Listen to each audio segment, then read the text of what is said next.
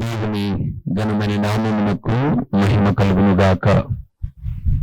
మన ప్రభువును రక్షకుడును అయిన యేసుక్రీస్తుల వారి యొక్క ప్రశస్తమైన నామమునకే మహిమ ఘనత ప్రభావములు యుగయుగములకు కలుగును గాక. సర్వకృపానిధి దేవుడు ఆయన గొప్ప కనికరమును బట్టి మరొక శ్రేష్టమైన శుభదినములో దేవుని విలువైన మాటలు మనము ధ్యానము చేయుటకు ప్రభువు చూపిన ఈ గొప్ప కృప కొరకై, ఆయన మనకిచ్చిన ఈ ఆయురారోగ్యం కొరకై దేవాది దేవునికి మనము హృదయపూర్వకముగా స్తుతులు చెల్లించబద్దులమై ఉన్నాము. అదే సమయంలో ప్రతిదినము దేవుని వాక్యం కొరకు ఎదురు చూస్తూ ఉన్న దేవుని ప్రియబిడ్డలైన మీ అందరికీ మన ప్రభు అయిన యేసుక్రీస్తు పేరిట శుభవందనములు తెలియచేయచ్చు ఉన్నాను. ప్రభునందు ప్రియులారా, కొన్ని ప్రాంతాలలో కొన్ని అనుకూలతను బట్టి ఈ టీవీ ప్రసార మాధ్యమాలు కొన్ని చోట్లకు రావడం లేదు అని తెలియచేస్తూ ఉన్నారు. అయితే అది కేబుల్ యొక్క ప్రాబ్లం, కేబుల్ టీవీ వారి యొక్క ప్రాబ్లం. కొన్ని ప్రాంతాలలో క్రైస్తవ ఛానళ్లు ఎక్కువగా ఉన్నాయని కట్ చేస్తున్న పరిస్థితులు కొన్ని, ఇక్కడ చూసే వాళ్ళు లేరని కట్ చేస్తున్న వాళ్ళు కొన్ని, ఇంకా కొన్ని అననుకూలతలు. ఏదేమైనా ఈ వాక్య ప్రకటన అటు టీవీ ద్వారా అయినా యూట్యూబ్ ద్వారా అయినా ప్రతిదినము ప్రసారము కావడానికి ప్రభు కృప చూపుతూ ఉన్నాడు.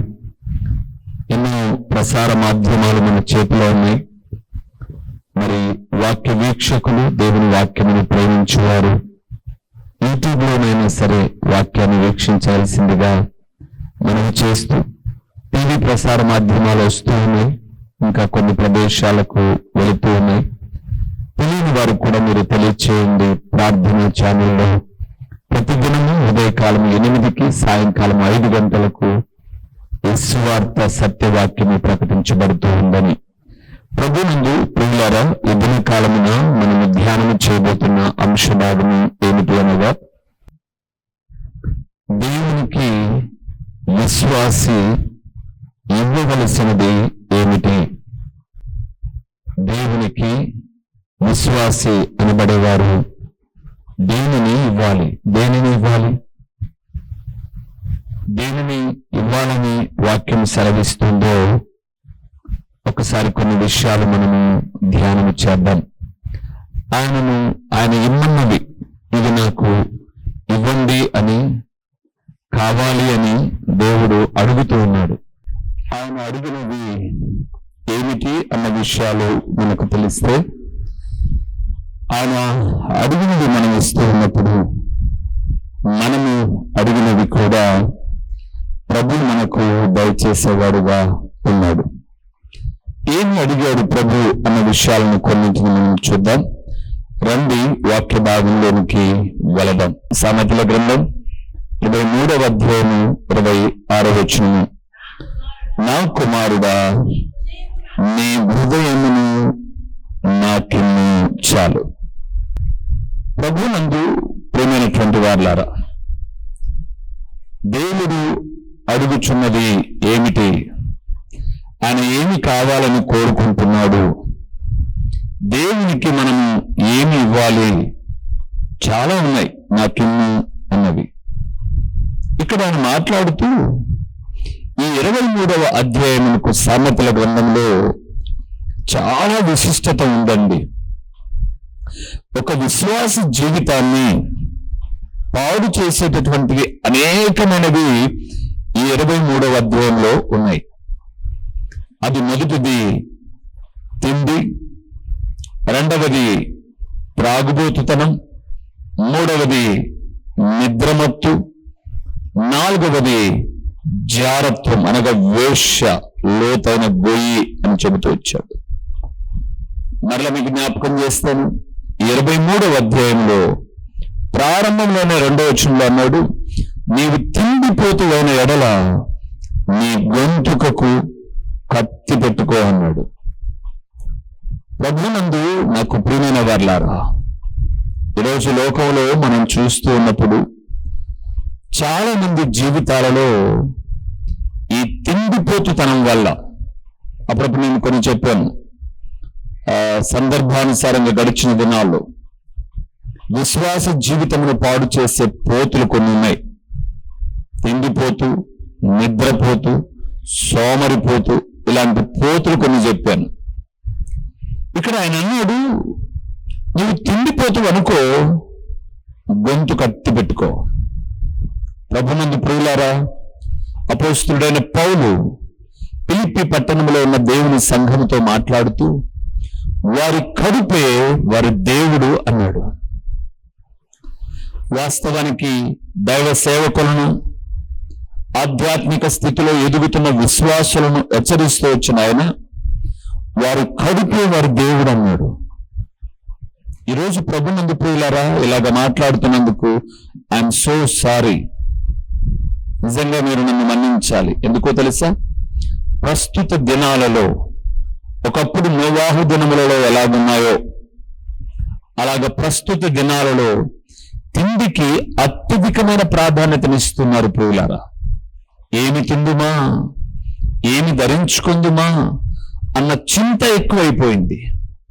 ఎవరైనా ఏదైనా కార్యానికి పిలిస్తే ఏం పెడుతున్నారు? కార్యానికి వెళ్ళొచ్చిన తర్వాత ఏం పెట్టారు? అబ్బా, ఎన్ని రకాల ఐటమ్స్. అప్పుడప్పుడు నేను వార్తల దగ్గర కూర్చున్నప్పుడు ఈ తూర్పు గోదావరి, పశ్చిమ గోదావరి ఈ ప్రాంతాలలో వారి కుమార్తెలకు వివాహమైన తర్వాత వారి అల్లులను వారు గౌరవించే విధానాన్ని కొన్ని న్యూస్లలో చెప్తుంటే నేను విన్నాను, చూశాను. ఆ న్యూస్లలో వాళ్ళు చెప్పింది ఏంటంటే, ఆ తూర్పు గోదావరి, పశ్చిమ గోదావరి అల్లుడంటూ అయితే ఈ జిల్లాలకే అవ్వాలి, ఉభయ గోదావరి జిల్లాలకే. ఏంటి అంత ప్రాధాన్యత? అప్పుడు చూపిస్తారు వారు 150 రకాల వంటలు అల్లుడి ముందు పెట్టి తినమన్నారంట. ఏమంటే ఇప్పుడు నేను మిమ్మల్ని ఒక మాట అడుగుతాను, మనం తినే ఆహారము మీరు ఎప్పుడైనా లెక్క పెట్టండి. మంచి మీకు ఇష్టమైన మటన్ బిర్యానీ, చికెన్ బిర్యానీ, ఏదో ఒక బిర్యానీ, అది దమ్ బిర్యానో ఇంకొక బిర్యానో, ఏ వంట అయినా చూడండి, మానవ దేహంతో ఉన్న మనము ఎప్పుడు 120 లేదా 150 పిడికిళ్ళు మనం తినలేం. లెక్క పెట్టుకొని కావాలంటే బాగా ఆకలితో ఉన్న 3 పిడికిళ్ళు కూడా, అంటే ముద్ద అంటారు కదండి, 3 ముద్దలు కూడా మనం తినలేం. 100 ముద్దలో 150 ముద్దల పిడికల్లో తినలేని మనము 150 రకాల వంటలు చేస్తే మాత్రం తింటారా అండి? మీ గౌరవాన్ని నేను మాట్లాడడం లేదు, తింటారా? వాళ్ళు అంటారు అన్ని కొంచెం కొంచెం టచ్ చేయండి అంట. ఆ కొంచెం కొంచెం టచ్ చేస్తే మిగతా ఎవరు టచ్ చేస్తారు? ఏదో తమ గొప్పని చూపించుకోవడం తప్ప ఉపయోగపడేదేం లేదు. అది నీకు తెలుసు, నాకు తెలుసు. కానీ ఇక్కడ దేవుడు అన్నాడు, నువ్వు తిండిపోతూ అయితే జాగ్రత్త, గొంతు కత్తి పెట్టుకో. అవును, ఇంకా ఒక 2 ముద్దలు కడుపులోనికి వెళ్తాయి అనగానే స్టాప్ చేయాలంట. ఎందుకు? అది అరగాలి కదా, మిషన్ తిరగాలి కదా. మిక్సీలో నిండుగా వేసి పెట్టండి, ఆన్ చేయండి, అది రొయ్యను మురుగుతుంటుందే తప్ప మిక్సీ ఆడదు. కొంత గ్యాప్ ఉంటే ఆ బ్లేడ్లు కూడా తిరుగుతాయి. మన వాళ్ళకు ఫ్రీగా వస్తే మీకు తెలుసు బాగా. ఈరోజు చాలా మంది కార్యాలకు వెళ్ళిన తర్వాత, నేను అదేకే ఇది వరకు చెప్పాను, ఈరోజు ప్రస్తుతం బంగారు ధర 1,40,000, 1,50,000 పైబడింది కదండి. ఒక్కొక్కమ్మ 10 తులాలో 15 తులాలో బంగారు వేసి ఉంటుంది. పెళ్లిలో భోజనం చేసేటప్పుడు ఆ కుర్చీ కాడ వెనకాల నిలబడుకొని ఉంటుంది. అవునా? ఎందుకు? ఆ దారిలో రసము, పెరుగు ఇవన్నీ వెళ్తుంటే రసం ఇక్కడ ఎనభై, పెరుగు ఇక్కడ ఎనభై. ఏం కకృతి! 20 తులాలు 10 తులాలు బంగారు వేసుకున్న 15 లక్షల ఒంటి మీద బంగారు ఉంది. ఒకవేళ తినాలనుకుంటే బయటకు పోయి తిను. దేనికి ప్రాధాన్యత? తిండి ప్రాధాన్యత. చాలా మంది నన్ను ప్రార్థనకు పిలిచినప్పుడు వంటలలో పడి దేవుని పనిని నిర్లక్ష్యం చేస్తే సహించను ప్రియులారా. యేసు ప్రభువు కూడా అదే చెప్పాడు లూకాసు వార్త 10వ అధ్యాయంలో. మార్తా మార్తా, విస్తారమైన పనులు పెట్టుకుని తొందరపడుతున్నావు, కానీ మరియా ఉత్తమమైనది పాద సన్నిధిని ఎంచుకుంది. తర్వాత మీరు 21వ వచనం అనగా 23వ అధ్యాయం సామెతలు 21లో చూస్తే, త్రాగుబోతులు, తిండిబోతులు, దరిద్రులు. మొదటిది తిండిపోతూ, రెండవది త్రాగుపోతూ, మూడవది నిద్రమత్తు. ఏం కావాలి దేవునికి? 26వ వచనంలో చూసాం, నా కుమారుడా నీ హృదయం నాకిమ్ము. దేవుడికి నైవేద్యం అక్కర్లా, ఆయన తినడు. నువ్వు పెట్టే అరటిపండు అయినా, నువ్వు పెట్టే కొబ్బరి చెప్పైనా, లేదా తల నీలాలైనా కదండి. మన క్రైస్తవులు ఎక్కడికి వెళ్ళావంటే, అయ్యో గుణదలకి వెళ్ళాడంట, వెలంగిని వెళ్ళాడంట, కడపకు వెళ్ళాడంట. ఎందుకు వెళ్ళా? మాసిన జుట్టు ఇవ్వడానిక? అక్కడ ఏమైనా వాక్యం చెప్తున్నారా? వాక్యం వినడానికి వెళ్తున్నామా? హృదయ ప్రతిస్పందన కొరకు వెళ్తున్నామా? మా ప్రాంతంలో కూడా చాలా మంది 7 వారాలు, 14 వారాలు, 21 వారాలు తిరుగుతూ ఉన్నారు. దేనికోసం అండి? హృదయాన్ని పరివర్తన చెందడానికి కాదు, భౌతికమైన వాటిని పొందుకోవడానికి. దేవుడు అడుగుతున్నాడు, నీ హృదయం నాకివ్వు. ఎందుకు? హృదయము మోసకరమైనది అన్నాడు, ఘోరమైన వ్యాధి కలది అన్నాడు ఇర్మియా భక్తుడు. ఆ హృదయాన్ని ప్రభువు కోరుతున్నాడు. ప్రకటన గ్రంథం 3:19లో, ఇదిగో నేను హృదయం అనే తలుపు ముద్ద నిలుచుండి తట్టుచున్నాను. ఎవడైనను నా స్వరము విని తలుపు తీస్తే, హృదయంలోనికి నన్ను ఆహ్వానిస్తే, వానితో నేను, నాతో వాడు కలిసి ఉంటాను, భోజనము చేస్తాను. దేవుని బిడ్డలారా, దేవుడికి మన హృదయం కావాలండి. ఎందుకో తెలుసా? ఈ హృదయం ఆయన ఇచ్చినది కాబట్టి, ఆయన ఇచ్చాడు కాబట్టే ఈ హృదయాన్ని ఆయన మరలా అడుగుతూ ఉన్నాడు. దాన్ని కల్మషం చేసుకోవాకు, పాడు చేసుకోవాకు. ఆ హృదయాన్ని నాకివ్వు. దేవుని ప్రియులారా, చాలా మంది ఏమేమో అక్కర్లేనివన్నీ ఇస్తారు, కానీ అక్కరైనది హృదయము. ఎందుకు అంటే, మీరు తర్వాత చదువుకోండి, మార్కు సువార్త 9వ అధ్యాయంలో ఉంటే 27 వచ్చిన ఆ ప్రాంతంలో, హృదయంలో నుంచి బయలుదేరేటటువంటి చెడు 13 ఉన్నాయి. దొంగతనం, జారత్వం, వ్యభిచారం, దూషణ, అల్లరితో కూడిన ఆటపాటలు, చేయదగని విగ్రహ పూజలు ఎన్నో ఉన్నాయి. ఇవన్నీ హృదయంలో నుంచి వచ్చి మనసును పాడు చేస్తాయి. కాబట్టి దేవుడు అడుగుతున్నాడు, ఈ హృదయాన్ని నాకివ్వండి. దేవుని ప్రియులారా, మనం ఇవ్వవలసినది దేవునికి హృదయము. రెండవది ఏమి ఇవ్వాలో చూద్దామా? ఆదికాండము 4వ అధ్యాయము, ఒకసారి 4వ వచనాన్ని తిరిగి 7వ వచనాన్ని చూద్దాము. ఆదికాండము 4వ అధ్యాయము 4వ వచనము, 7వ వచనము.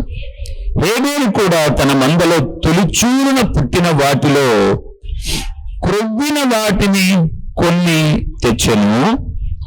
యెహోవా హేబేలును అతని అర్పణను లక్ష్య పెట్టెను అంటూ 7వ వచనం చదవమా? నీవు సత్క్రియ చేసిన ఎడల తలనెత్తుకొనవా? సత్క్రియ చేయని ఎడల వాకిట పాపము పొంచి ఉండును. నీ ఎడల దానికి వాంఛ కలుగును, నీవు దానిని ఏలుదు అనెను. చాలు. రెండవది ప్రియులారా, ఇక్కడ ఇవుడి అనలేదు, కానీ ఇచ్చిన వాటి గురించి మాట్లాడుతున్నాడు ప్రభువు. సత్క్రియ అనే క్రియనివ్వాలి దేవునికి. సత్క్రియ అక్కడ అన్నాడు, నీవు కయీనుతో మాట్లాడుతున్నాడు, నీవు సత్క్రియ చేసిన ఎడల తల ఎత్తుకోవా? నీ హృదయం దేవునికి ఇచ్చిన తర్వాత నువ్వు చేసే మంచి పనులు అవి భూమి మీద ఉన్న మనుషులకు కాదు చేస్తున్నది, దేవునికి. బైబిల్ గ్రంథంలో జ్ఞాని అయిన సొలొమోను అన్నాడు, బీదలను కనికరించువాడు యెహోవాకు అప్పిచ్చువాడు అన్నాడు. ఎవరికి ఇస్తున్నామంటే అప్పు? దేవునికి. ఏమంటే నేను అంటాను, ఎవరికైనా మనం ఇచ్చేటప్పుడు ఏదో ఆశించి, అంటే ఈ లోకంలో ఇచ్చేవాళ్ళు, నేను ఇవ్వలేనులేండి, ₹1 ₹2 వడ్డీని ఆశించి ఇస్తారు డబ్బులు. అప్పుడు నువ్వు ఇచ్చిన దానికి వడ్డీ వస్తుంది. వాళ్ళ తాహతను బట్టి ఇవ్వచ్చు, ఇవ్వలేకపోతే ఆ పోలీస్ స్టేషన్లోనో ఎక్కడికో వెళ్ళి నేను అస్సలు ఇస్తాననే వాళ్ళు ఉన్నారు. అది కూడా ఇవ్వకుండా ఎగరగొట్టే వాళ్ళు చాలా మంది ఉన్నారు. నాతో చాలా మంది వడ్డీ వస్తుందని డబ్బులు ఇచ్చామన్నా, వడ్డీ సంగతి దేవుడు ఎరుగు, అస్సలు కూడా ఇవ్వట్లేదన్నా. ఇప్పుడు సంవత్సరం అయింది, 2 ఏళ్ళు అయిపోయింది, ఆర్థికంగా చాలా ఇబ్బందులు పడుతున్నాం. Please pray for me brother. దేవుని ప్రియమైన వారలారా, దేవుడు అంటాడు, మీరు బీదలను కనికరిస్తే యెహోవాకు అప్పు ఇవ్వడం, దేవునికి అప్పు ఇవ్వడం ఆయన ఎగరగొట్టేవాడు కాదు. నువ్వు ఒక్క భాగం ఆయనకి ఇస్తే 10 అంతలిచ్చే దేవుడు. ప్రియులారా, ఆయన 100 అంతలిచ్చే దేవుడు. అందుకే పేతురు అనే శిష్యులలో కొంతమంది అడిగారు, ప్రభువా, మేము సమస్తాన్ని విడిచిపెట్టి నేను వెంబడిస్తున్నాం కదా, మాకేం లాభం? యేసు ప్రభు అంటాడు, నా నిమిత్తమై అన్నదమ్ములనైనను, అక్క చెల్లెలనైనను, తల్లిదండ్రులనైనను, భూములనైనను, ఇళ్లనైనను, పొలములనైనను నా నిమిత్తమై ఇచ్చినవాడు కోల్పోయినవాడు ఇహమందు పరమందు 100 రెట్లు అన్నాడు. ప్రియులారా, 100 రెట్లు. ఇక్కడ హేబేలు దేవునికి ఇచ్చిన అర్పణ చాలా శ్రేష్టమైనది. కయీను సరైనది కాదు కాబట్టే తలదించుకున్నాడు. అందుకే మనం దేవునికి హృదయముతో పాటు మంచి పనులు అనే కానుకనివ్వాలి. మంచి పనులు అనే కానుకలు, ముంచే పనులు కాదండోయ్. అపోస్తుల కార్యం 12వ అధ్యాయంలో ఒక యవ్వన బిడ్డ ఉంది, అమ్మాయి పేరు డోర్కా. ఆమె సత్క్రియలను చేస్తే, అంటే మంచి పనులు చేస్తే, ఆమె చనిపోయినప్పుడు అక్కడున్న స్త్రీలు, విధవరాలు చెప్తున్నారు, ఆమెను కొనియాడుతూ ఉన్నారండి. లోకంలో మనం ఎంతకాలం బ్రతుకుతామో తెలియదు, కానీ కనీసం మనం ఈ లోకయాత్రను ముగించినప్పుడు మన గురించి 2-3 ఈమె మాకు సహకరించింది, ఈయన మాకు సహకరించాడు, మాకు ఫలాని కానుకనిచ్చి ఆదుకున్నాడు అని చెప్పగలిగిన వారు ఉంటారా? ఉన్నారా? ఉండాలండి. దేవుని ప్రియమైన వారలారా, సత్క్రియలు అనే కానుకనివ్వాలి, హృదయం అనే కానుకనివ్వాలి. 3వది ఏమివ్వాలో చూద్దాము. సామెతల గ్రంథము 3వ అధ్యాయము 9వ వచనాన్ని ఒకసారి మనం చూద్దాం. ఇచ్చి అనే పదం ఉంటుంది చూడండి అక్కడ. సామెతల గ్రంథము 3వ అధ్యాయము 9వ వచనం, నీ రాబడి అంతటిలో ప్రథమ ఫలమును నీ ఆస్తిలో భాగమును ఇచ్చి. ఏమి ఇవ్వాలంట దేవునికి? ఆస్తిలో భాగం అంట. అమ్మో, ఆస్తిలో భాగం కాదు, ఆ పైన మాట అన్నాడు చూడండి, నీ రాబడి అంతటిలో ప్రథమ ఫలం అన్నాడు. దేవుని ప్రియులారా, ఇలాగ చెబుతున్నానని ధనాపేక్షతో అనుకోమాకండి. మేమున్న స్థానిక సంఘంలో ఒకప్పుడు తినడానికి సరైన తిండి లేనివారు, చెప్పుకోదగా ఉద్యోగం లేనివారు, బహు దయనీయమైన స్థితిలో ఉన్నవారు చాలా మంది ఉండ్రి. చిన్న సంఘమేనండి మాది. ఒక 60-65 మంది పెద్దలు, ఒక 20 మంది యవనస్తులు, ఒక 20 మంది సండే స్కూల్ పిల్లలు, అప్పుడప్పుడు పండగ అల్లుడొచ్చినట్టుగా వచ్చిపోయేటటువంటి విశ్వాసులకు 10-15 మంది, అంతా కలిపిన ఒక 120 మంది లోపే, 115 లోపే. ఈ 60 మంది నేను చెప్పిన వాళ్ళలో ఈ 60 మంది ప్రతి నెల తమ కష్టార్జితంలో నుంచి 100 రూపాయలు ప్రేమపూర్వకంగా ఇచ్చిన ఎన్నో పరిచర్యలు చేయచనిపిస్తుంది. కానీ చాలా మంది తమ ధనానికి ఇచ్చిన విలువ దేవునికి ఇవ్వరండి. ఇక ఆస్తిలో భాగం అంటే మందిరం మానేస్తారండి.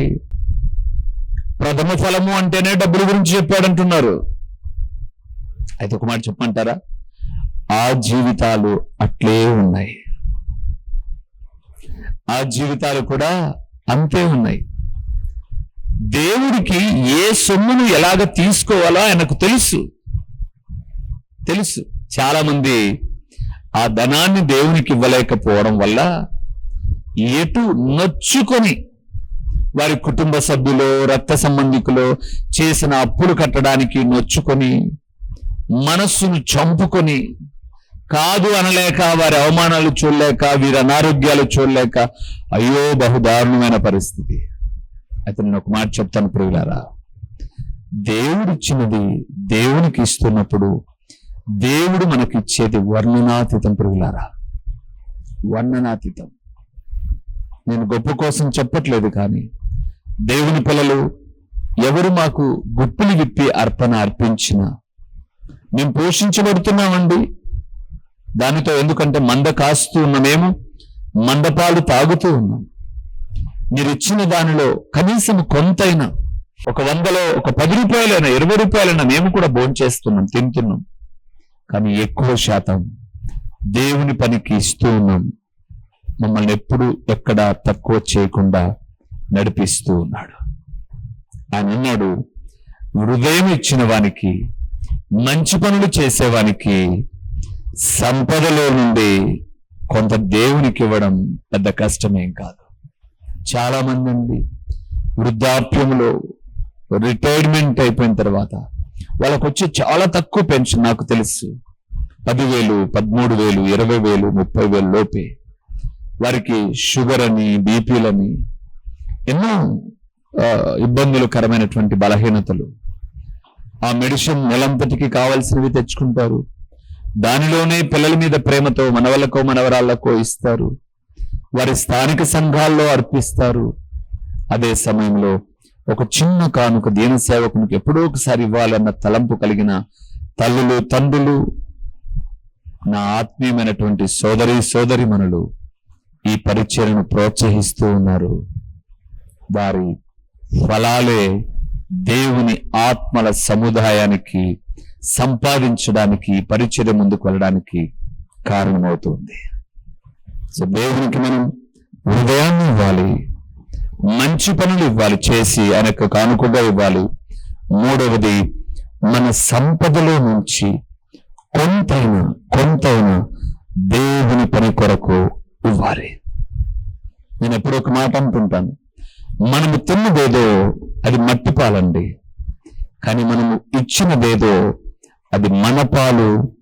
ఇక చాలా ప్రాముఖ్యమైనది బైబిల్ గ్రంథంలో ప్రభు చెప్పాడు, పరలోకమందు ధనము కూర్చుకొనుట అనేది చాలా ప్రాముఖ్యం.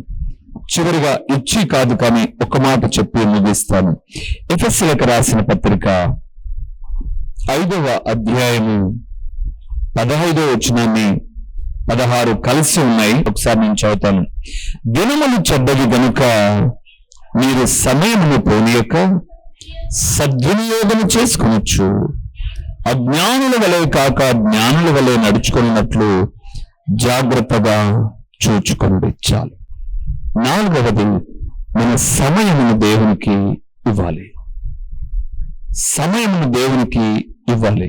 ఓ అన్న, ఓ అక్క, రోజు వాక్యం వింటున్నారు మీరు. I really appreciate for you. మిమ్మల్ని నేను మనసారా అభినందిస్తున్నాను. అయితే రోజుకు ఒక అధ్యాయమైన బైబిల్ చదువుతున్నారా? రోజుకు ఒక అధ్యాయమైన బైబిల్ చదువుతున్నారా? రిటైర్డ్ అయ్యావా, రిటైర్డ్ కాలేదా, ఉద్యోగి కాదా, గృహిణివా కాదా, అది తర్వాత విషయం. రోజుకు ఒక అధ్యాయమైన బైబిల్. ప్రార్థన చేస్తున్నావు అంటే నువ్వు ప్రభుతో మాట్లాడుతున్నావు. ప్రభు కూడా నీతో మాట్లాడాలి కదా. ప్రభు కూడా నీతో మాట్లాడాలంటే కొంత సమయాన్ని నువ్వు దేవునికి ఇవ్వాలి. ఈరోజు ఫోన్కు సమయం ఇస్తున్నాం. ఫోన్ పట్టుకుంటే ఇక తిక్కబట్టినట్లే అన్ని మెసేజెస్ చూస్తాం, అందరికీ రిప్లై ఇస్తాం, అన్నిటినీ ఆనందిస్తాం. మరి దేవుని వాక్యాన్ని చదవడానికి కూడా కొంత సమయాన్ని ఇవ్వాలి. అందుకే అక్కడ అన్నాడు, మీరు అజ్ఞానుల వలె కాక జ్ఞానుల వలె నడుచుకున్నట్లు జాగ్రత్తగా చూచుకునుడి. జ్ఞానులు దేవునికి సమయాన్ని ఇస్తారు. తమ సమయంలో విలువైన సమయం, వాకింగ్కి సమయం, వ్యాయామానికి సమయం, తినడానికి సమయం, నిద్రపోవడానికి సమయం, టీవీ చూడడానికి సమయం, ఫోన్ చూడడానికి సమయం, మరి ప్రభువును ఆరాధించడానికి ఎంత సమయం ఇస్తున్నాం? దేవుడు అంటున్నాడు, అజ్ఞానుల వలె కాక జ్ఞానుల వలె మీకివ్వబడిన సమయమును పోనీయగాకండి. సమయమును సద్వినియోగం చేసుకొనండి. జెఫన్యా గ్రంథము 2వ అధ్యాయము మొదటి 2 వచనాలలో జెఫన్యా అనబడేటటువంటి ఒక ప్రవక్త మాట్లాడతాడు. సమయము పొట్టు గాలికి ఎగిరిపోవునట్లుగా ఎగిరిపోవచ్చున్నది. విధి నిర్ణయము కాకముందే, దేవుని కోపాగ్ని మీ మీద రగులు కొనకముందే కూడి రండి అన్నాడు. ఇంకొక మాట మర్చిపోయాను నేను మొదటి వచనంలో, సిగ్గుమాలిన జనులారా అన్నాడు. దేవుని ముందు ప్రియులారా, హృదయాన్ని ఇవ్వాలి దేవునికి. సత్క్రియలు, మంచి పనులను దేవునికి అర్పణగా ఇవ్వాలి. మన సంపాదనలో నుంచి కొంత ఇవ్వాలి. 4వది, మన సమయాన్ని దేవునికి ఇస్తే దేవుడు మనకు ఆయుష్ను, ఆరోగ్యమును, అంత మాత్రమే కాక నిత్య జీవమునిచ్చి నిలబెట్టేవాడుగా ఉన్నాడు.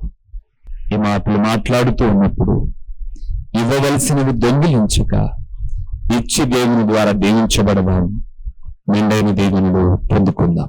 తలలు ఉంచుదాం, కళ్ళు మూసి ప్రార్థన చేద్దాం. మహోన్నతుడైన దేవా, మహాగణుడైన పరలోకపు తండ్రి, నీ ఘనమైన నామమునకు స్తోత్రములు చెల్లిస్తూ ఉన్నాము నాయనా.